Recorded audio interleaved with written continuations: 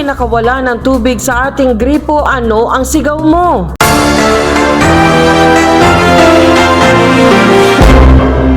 Nawawalaan talaga ng tubig. Sa isang hindi na balik naman siguro mga 3 araw bago nakakatubig. Ang masasabi ko, dapat sa oras-oras mayroon magagamit. Ay pag nawawalaan, problema. O, ayun. Walang tubig, walang mainom. Magbibili ng mineral water. Pag wala na magagamit sa supply ng tubig. Kailan daw po yung magkakaroon ng water? Ano na po, buga prime water, ang pamamalakad ninyo ay hirap na hirap po ang mga taong bayan sa supply ng water. Tapos minsan wala, minsan mayroon pa, wala. Minsan umaga pa, wala na. Wala man advisory na mayroon silang supply. Bigla na lang natigil. Ayusin nyo po yung supply ng tubig ng buong dait, buong basod.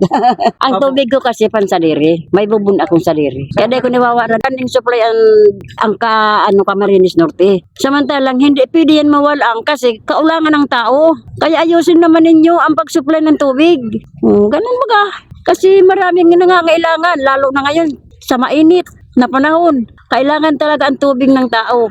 Kaya dapat, dire-diretso naman ninyo ang pag-supply ng tubig. Maawa naman kayo sa mga konsumidores. Ganun. Kaya ano ang dahilan?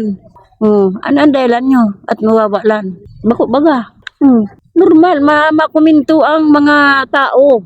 Ang taong bayan kasi kaulangan na kaulangan yan araw-gabi. Bako baga. Sana po ay gawa naman nila ng paraan na para araw-araw may tubig kasi yun talagang kailangan ng tao. Yung tubig pag nawala na yun ay laking perwisyo.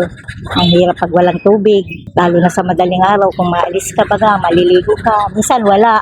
Sana laging mayroong tubig. Huwag silang magpabaya, lagi sana dapat may tubig. Kasi noon baga naman hindi naman ganyan, laging may tubig. Saka talagang minsan ang hina-hina.